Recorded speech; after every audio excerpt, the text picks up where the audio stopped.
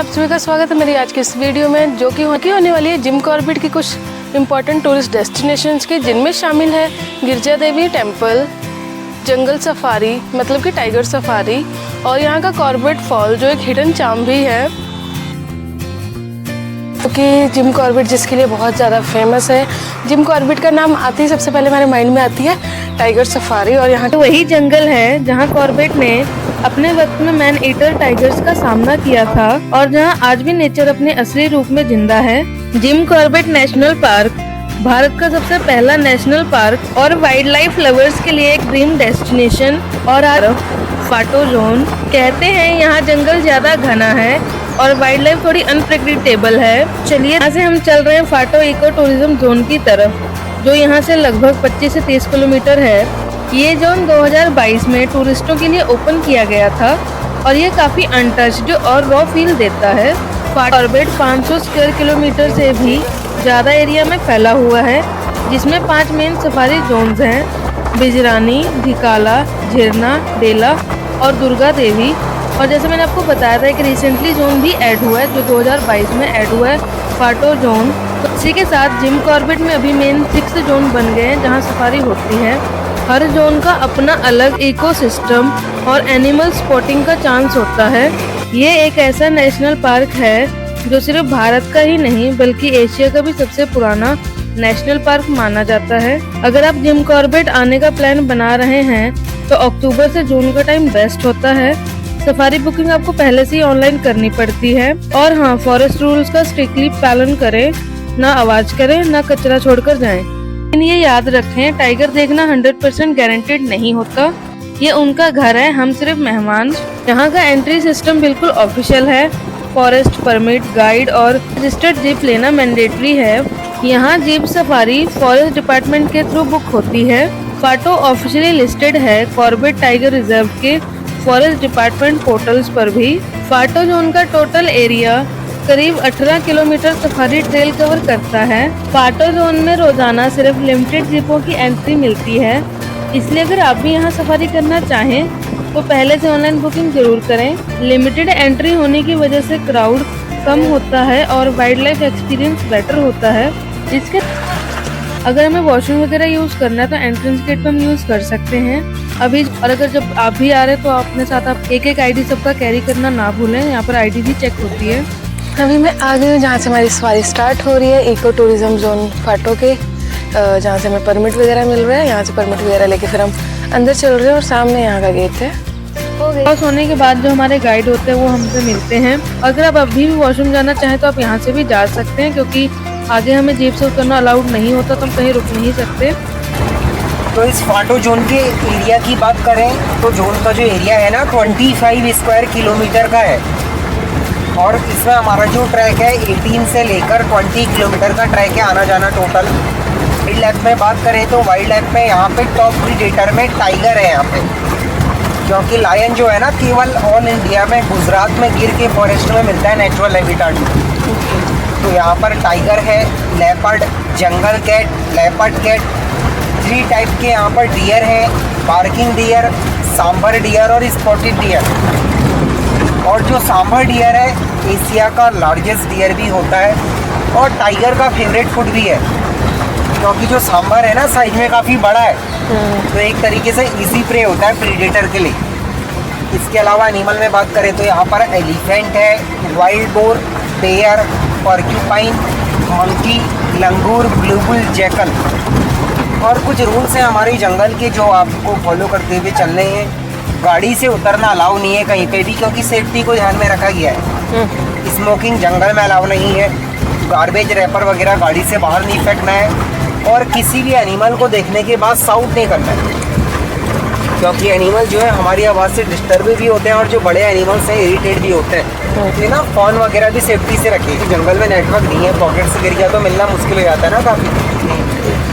ये ना जितने भी लेफ्ट राइट में लंबे से पेड़ देख रहे हैं, बड़े वाले मोटे वाले, तो ये वाले जो है साल के पेड़ है। ये वाले साल, इसको आयरन वुड भी बोलते हैं मैम। और जो साल है ना इसकी वुड का जो लाइफ स्पेन है 300 ईयर का होता है। तो इसके बारे में एक कहावत भी है, 100 साल खड़ा, 100 साल पड़ा, 100 साल सड़ा। तो ब्रिटिश टाइम में जो रेलवे स्लीपर वगैरह बनाए जाते थे साल की वुड के बने होते थे, काफ़ी स्ट्रॉन्ग है अपने आप में ना। ओके। ये जंगल के अंदर जब तक गए कुछ भी दिख सकता है कहीं पे भी। बाकी देखिए मैम, काफ़ी बार ऐसा होता है एक जंगल सफारी में आपको काफ़ी कुछ दिख जाता है, कभी ऐसा होता है कुछ भी नहीं दिख पाता। क्योंकि देखिए यहाँ पे क्या है ना मैम, नेचुरल हैबिटेट है, किसी भी एनिमल्स की यहाँ पे कोई यहाँ पे जो है रेडियो कॉलर नहीं लगा हुआ है, और ना ही इसकी कहीं पे से फेंसिंग है। पूरा जंगल ओपन है ना, पूरा हरिद्वार देहरादून होता हुआ नेपाल तक कनेक्ट है जंगल।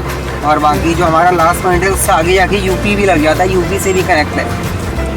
तो एनिमल्स का क्या है, वो कहीं भी जा सकता है हमारे लिए, लेकिन लिमिटेड ट्रैक से दिए हुए हैं। हमें जो फॉरेस्ट डिपार्टमेंट ने ट्रैक दिए हुए हैं, हम केवल उन्हीं में ही सफारी कर सकते हैं। जंगल में क्या होता है ना, जब कोई भी प्रीडेटर मूवमेंट करता है, टाइगर या लेपर्ड, तो ऐसे में क्या होता है, डियर, मंकी, लंगूर वॉइस करते हैं, वो चिल्लाने लगते हैं, एक दूसरे को अलर्ट करते हैं कि खतरा है आसपास।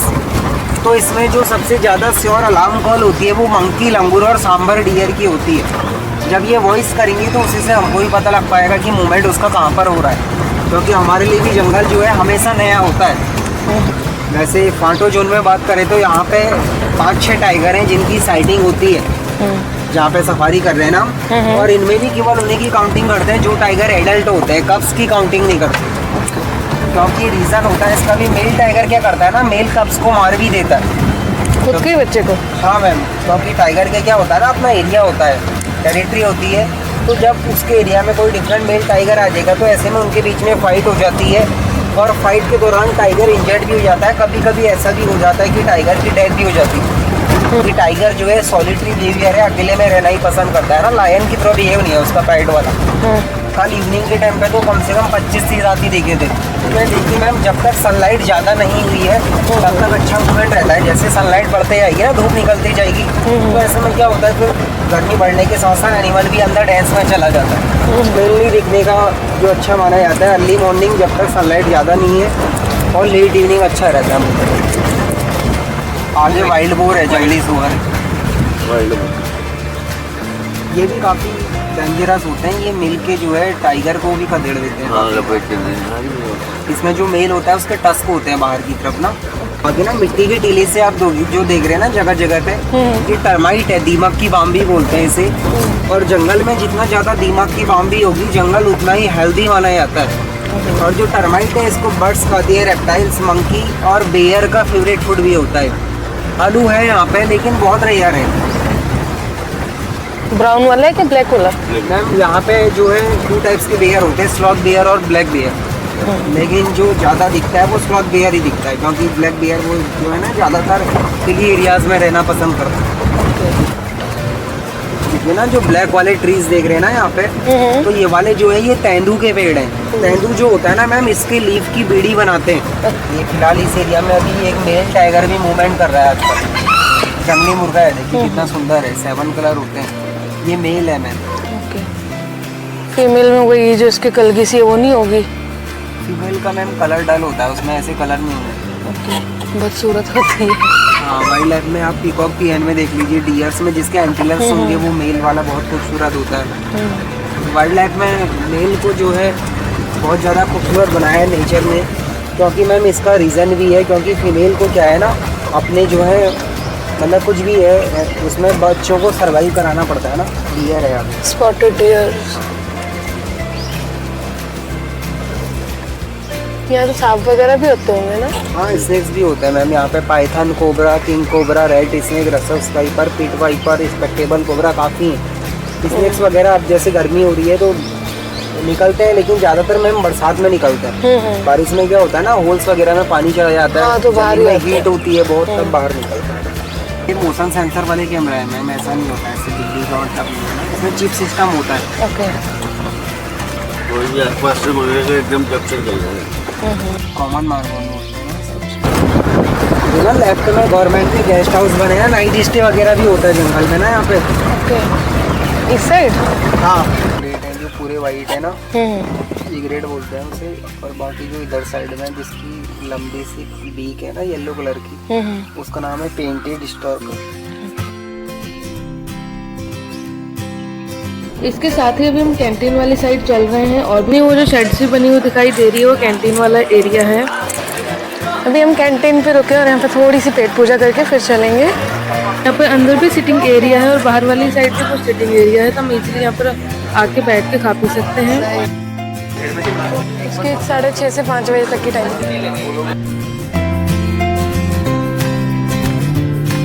आगे देखिए ना जैकल जा रहे हैं, मैम 2 जैकल जा रहे हैं ट्रैक में लेफ्ट में।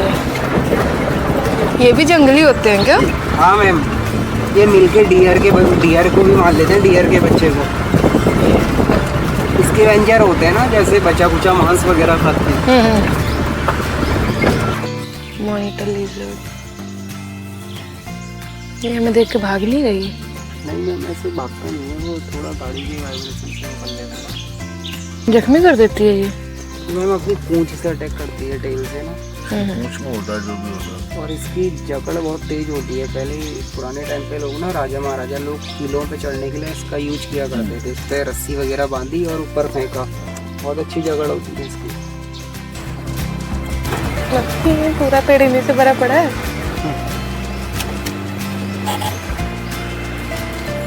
हम इनसे डर रहे हैं, हमसे डर रहे हैं। ये मैम डरते हैं जंगल में। जो उत्तराखंड के रामनगर के पास बना हुआ है, ये कोसी नदी के बीचों बीच बना एक छोटी सी पहाड़ी के ऊपर बना मंदिर है। रामनगर से गिरजा माता मंदिर तक जाने का जो समय लगता है वो तकरीबन 20 से 25 मिनट का समय लगता है। रोड बहुत अच्छी बनी हुई है, जाते जाते हम बहुत सारा व्यू भी एंजॉय करते हुए जा सकते हैं। यहाँ हमें 2 पार्किंग मिलती हैं। एक पार्किंग वो है जिस साइड से अभी हम जा रहे हैं, एक इस साइड पार्किंग है, और जो दूसरी पार्किंग वो रिवर के साइड वाली पार्किंग है। पार्किंग के चार्जेस होते हैं 2 व्हीलर के 10 रुपीज, 4 व्हीलर के 30 रुपीज।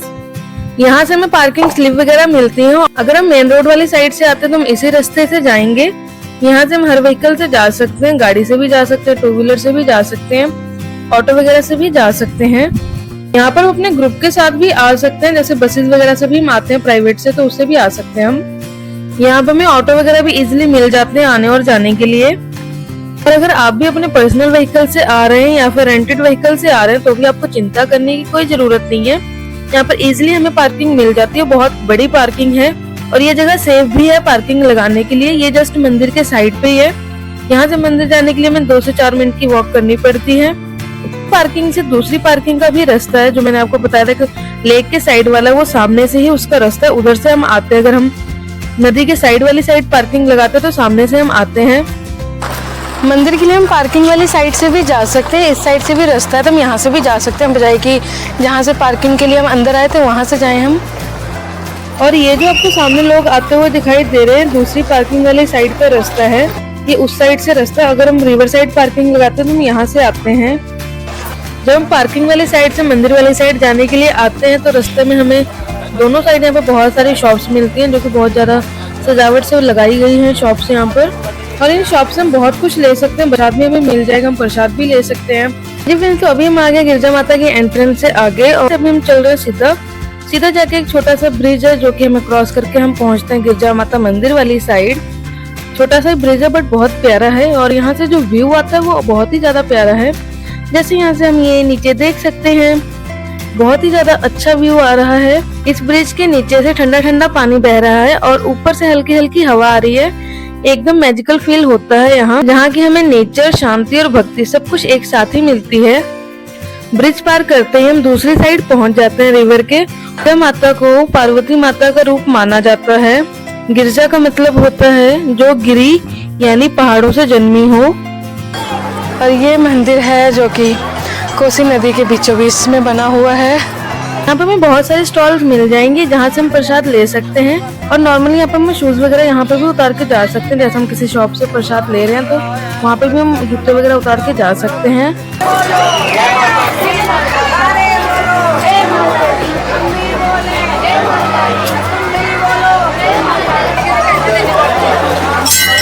साइड पे भी हमें पूरा दिखाई दे रहा है, पूरा पहाड़ों का भी व्यू आ रहा है। कितना बिल्कुल एंड पे आके भी हमें उस साइड का व्यू दिखाई देता है। मंदिर के पास ही नीचे वाली साइड एक छोटा सा मंदिर और भी है जिसे भैरव बाबा मंदिर कहा जाता है। ये भी माना जाता है कि भैरव बाबा माता गिरजा की रक्षा करते हैं। भैरवनाथ बाबा की जय। तो यहाँ पे लोगों ने पैरों में प्रसाद डाला हुआ है जो कि नहीं करना चाहिए। जैसे किसी को प्रसाद डालते वक्त पैरों में आ जाता है तो वो नहीं करना चाहिए। और ये जो हमें सामने दिखाई दे रहा है ये भैरव बाबा के मंदिर की एंट्रेंस है। यहाँ से हम अंदर जाते हैं, अंदर जाते ही मंदिर आ जाता है। मंदिर की एंट्रेंस और एग्जिट सेम जगह से होती है, सेम द्वार है। अंदर आते हैं, यहाँ पर ये कलरफुल सा है, अंदर लाइटिंग वगैरह की हुई है, गुफा सी है, तो यहाँ पर ये लाइटिंग अलग से चमक रही है। Without ticket water park. मंदिर के चारों तरफ कोसी नदी बह रही होती है। बारिश के दिनों में ये तेज हो जाती है, तेज बहने लग जाती है नदी, इसलिए तब थोड़ा हमें संभल के आना और जाना पड़ता है। नॉर्मल दिनों में यहाँ पर लोग बहुत सारा एंजॉय करते हैं, जैसे अभी आप देख सकते हो इन्होंने यहाँ पे वाटर पार्क ही बना रखा है, वाटर पार्क वाली फीलिंग ले रहे हैं सारे लोग। जी फ्रेंड्स, तो अभी मैं आई हूँ गिरजा माता मंदिर, जो कि गिरजा विलेज में बना हुआ है, जो कि रामनगर से 14 किलोमीटर की दूरी पे सिचुएटेड है। और आप जो मेरे पीछे रिवर देख रहे हैं ये कोसी रिवर है, और ये जो गिरजा माता मंदिर है ये कोसी रिवर के बीचों बीच में बना हुआ है, इसलिए भी ये टूरिस्टों और भक्तों का बहुत लोकप्रिय स्थल है। यहाँ पे गिरजा माता मंदिर जो है ये पार्वती माता का स्वरूप है। गिरजा देवी जो थी वो पार्वती माता का ही स्वरूप है, इसलिए उनके नाम पे ही इस मंदिर का नाम रखा गया है, गिरजा देवी मंदिर। ये जगह कॉर्बेट नेशनल पार्क के पास पड़ता है और ये रामनगर से लगभग 25 किलोमीटर दूर है। गेट के उस पार कोई थीम पार्क नहीं है, कोई लाउड म्यूजिक नहीं है, बस जंगल, पत्थर और एक आवाज कॉर्बेट फॉल की, थोड़ा एडवेंचर, थोड़ा सुकून और पूरा वाइब। तो उसके साथ यहाँ पे हमें लेफ्ट साइड को काउंटर मिलता है, जहाँ पे हमें एंट्रेंस टिकट और पार्किंग के चार्जेस हमें यहीं पे करने होते हैं। यहाँ पे पेमेंट ओनली कैश होगी। एडल्ट्स के 50 रुपीज़ है, जो हल्के व्हीकल्स होते हैं उनके 100 रुपीज़ है, वीडियो कैमरा के 200 रुपीज़ एक्स्ट्रा लगेंगे, टू व्हीलर के 50 रुपीज़ है और चिल्ड्रन के 25 रुपीज़ है, उनसे 10 साल के बच्चे का, और 5 साल से कम बच्चे का फ्री है। और इसकी जो टाइमिंग है वो 9 से 5 होती है। टिकट काउंटर से आगे हमें 2 किलोमीटर और जाना पड़ता है। रास्ता थोड़ा जंगल से होकर जाता है। वाटरफॉल करीब 20 मीटर ऊंचा है। ये एरिया कॉर्बेट नेशनल पार्क का बफर जोन माना जाता है। कभी कभी यहाँ पर छोटी वाइल्ड लाइफ देखने को मिल जाती है, जैसे लंगूर, पीकॉक और डियर भी दिख जाते हैं। वैसे यहाँ आने का सबसे बेस्ट टाइम तो मानसून के बाद होता है, जब वाटरफॉल फुल फ्लो में होता है, लेकिन तब रास्ता थोड़ा स्लिपरी हो सकता है, तो संभल के हमें आना और जाना पड़ता है। स्विमिंग अलाउड नहीं है यहाँ सेफ्टी के कारण, लेकिन फोटोज और पिकनिक के लिए एकदम परफेक्ट जगह है ये। किलोमीटर आगे आने के बाद यहाँ पर हमें मिलती है ऐसी पार्किंग, और पार्किंग के साथ ही हमें यहाँ पर रेस्टोरेंट भी मिल जाता है, जो कि कॉर्बेट फॉल के नाम से है। जितना भी दिखाई दे रहा है सारा का सारा ग्रीन है। हमें ये लकड़ी वाला ब्रिज क्रॉस करके फिर आगे जाना होता है।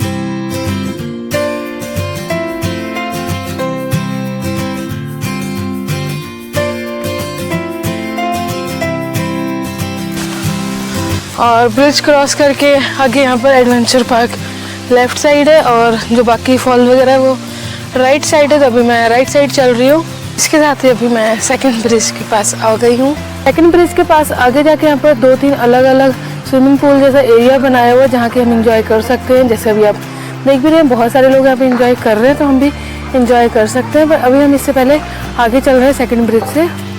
फुरकते मैं आ गई नीचे। वाटरफॉल की आवाज़ आ रही है, पर वाटरफॉल नहीं दिखाई दिया अभी, बड़े वाला जो कि कहते हैं वो 64 या 65 फीट ऊंचाई से गिरता है, वहाँ नहीं पहुँची अभी। आवाज़ आ रही है शायद इधर ही है, तो अभी और आगे चलते हैं। और ये आ गई मैं वाटरफॉल के पास, जो कि इतना अच्छा सा दिखाई दे रहा है, दूर जैसा, और इसकी जो हल्की हल्की पानी के छिट्टे बहुत ही ज़्यादा अच्छे से ठंडक सी दे रहे हैं।